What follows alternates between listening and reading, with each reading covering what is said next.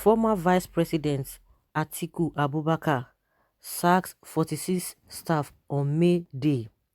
Gotel Communication is a television and radio broadcast conglomerate transmitting from Yola, the Adamawa state capital. The affected staff were handed their respective sack letters on Friday, being Workers' Day. 46 staff of Gotel Communications, a media outfit owned by Nigeria's former vice president Atiku Abubakar, have been sacked by the organization. Gotel Communication is a television and radio broadcast conglomerate transmitting from Yola, the Adamawa state capital. The affected staff were handed their respective letters on Friday, being Workers' Day. It was signed by the general manager, Mohammed Yakub. A copy of the sack letter seen by Sahara reporters reads in part, "The management has decided to discontinue your services with immediate effect. Consequently, please be informed that your entitlements, including stipends, lieu of the notice, will be computed and posted into your account with immediate effect." Recall that some expatriate workers had earlier accused Gotel of breaching the terms of their contract and failing to pay them several months of salaries and entitlements. The expatriates threatened to sue the company for breaching their contract terms.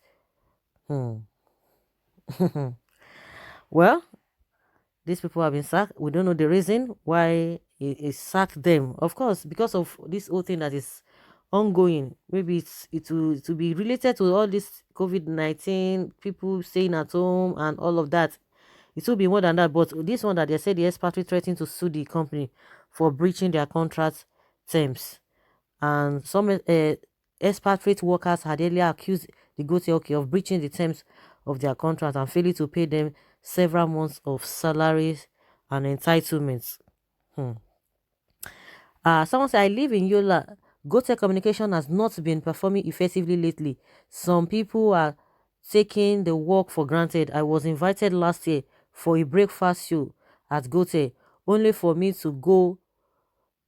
They are telling me that the generator developed a problem that morning because the diesel that was brought was not of good quality, so it spoiled the generator." Wow, people these days they do what they like and they are not committed to the job and they want money. Also, they should thank God if their entitlements is paid. There should be no regrets. One door closes, another opens. That's what somebody says here. I thought he said he can feed the country for 8 years. Now he's sacking 46 workers this hostile period. And this one says, so he will feed Nigeria with his money or with Nigerian money. Which one? Someone says the staff should have advised Atiku not to go into politics again. PDP has collected all his money. Too bad. If this is true, is it how you wanted to rule Nigeria, sacking people on Workers' Day? Someone say, you go live long. If it is your own private company, you will pay without making any income. Where do you expect him to pay from this lockdown? Reason before commenting. Atiku have collected his 50 million naira support to federal indirectly. Thank God this man didn't win 2019 election. He could have retrenched a lot of people. Of course, he can't do that now because it's not his personal business. It's not his personal money that he's going to use in running Nigeria. Okay, the man that is there now, what are we gaining in the first place? Because like some people just say whatever they want to say. Someone say, how do you mean? His actions isn't peculiar to him, my dear. It's all over actions. It's all over actions in the world, business, markets. That is how it's been done. Check out world news. You will find that a lot of international organizations are struggling to keep staff, cut salaries, or both. Of course, a lot of people do not really understand how it's placed. Everything is just politics. Somebody's not making money at this particular time. I think the whole thing is not going to be far-fetched from the situation that we found ourselves. In other countries like USA, before now the unemployment was 1 million, but now it has gone, as of 2 weeks ago or last week or so, it's gone to 20 million people now unemployed. How are they going to do that? Because of a lot of people are already losing their jobs, and that's just the way it is. And already losing their jobs. So now because I said now is sacking the workers, and he said all entitled will be paid to them. It's better for them to be there and not keeping to the promises, or not to even paying them. And which one is better? So it is happening all over the world. The question now is that because everything now is politics, everything is politics, because they believe that, oh, you shouldn't do this, you shouldn't do that.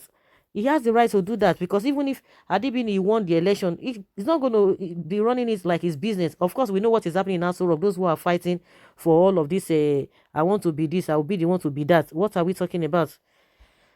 Like somebody said that if this present government did not come in, oh, people would have thought that it would have, turned to, maybe this country would have been a developed country. But see where we are today. How many steps have we taken back? Someone says you can imagine when he was spending anyhow during the primaries of the PDP. He never thought he will never win the election. Okay, see the outcome of foolish spending. Can you imagine? Someone say it's too bad of you to say this. How does this connect or concerns the electoral spending? Forget that man is good and rich. Thank God for saving Nigeria from this Atiku, the Dracula. Thank God Atiku has manifested what he would have done to Nigerians. Past leaders never did.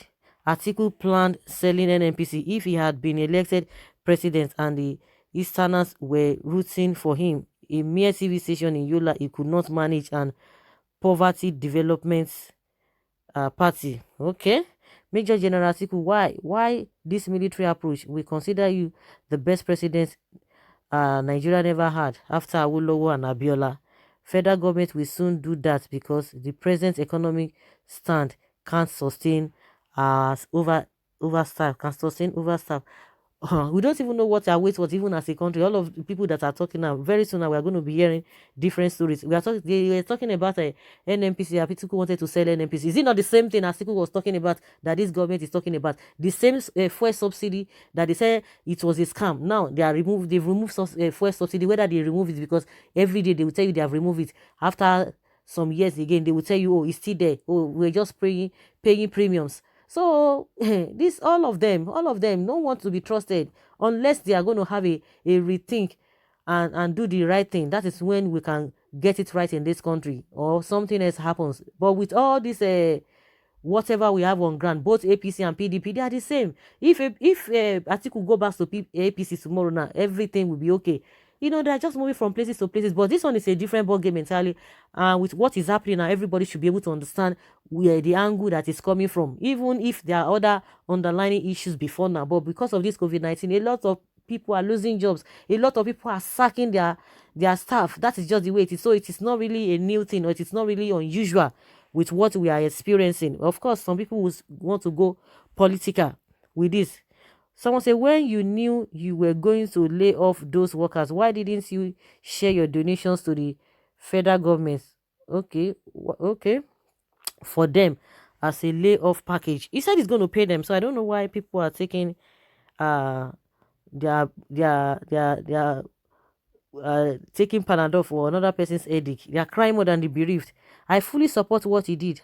How about why? Why will you expect him to support laxity and insubordination? The economic recession effect would have been cushioned if we developed infrastructure and delivered good governance and stock up the national reserve instead of stealing and corruption. Those money will be hard to move because of anti-recession monetary policy. Sand will forbid such in those recipient countries. Alias, we have nothing to cushion the impending recession. Bad and greedy leadership. Someone say, go and meet APC government to provide jobs for you people. Please, let my in-law be. It's better to sack them and pay their emoluments than to keep them without monthly salary. Which is better? Which is better? Which is better? It's just following the world new order on international business. It's a new trend to remain valuable in markets. It's plan, which includes reduce workforce by a certain percentage, cut salaries, or both. But those sack staff were already having issues with him that they threatened to sue him for, whether for non-payments of or salary, non-payment of salary or something. So how do you expect him to still put up with such stuff After all, he said they will be paid fully what is due to them. Exactly. So, guys, let us hear your opinion. Leave your comments below and let's have your take. Thank you.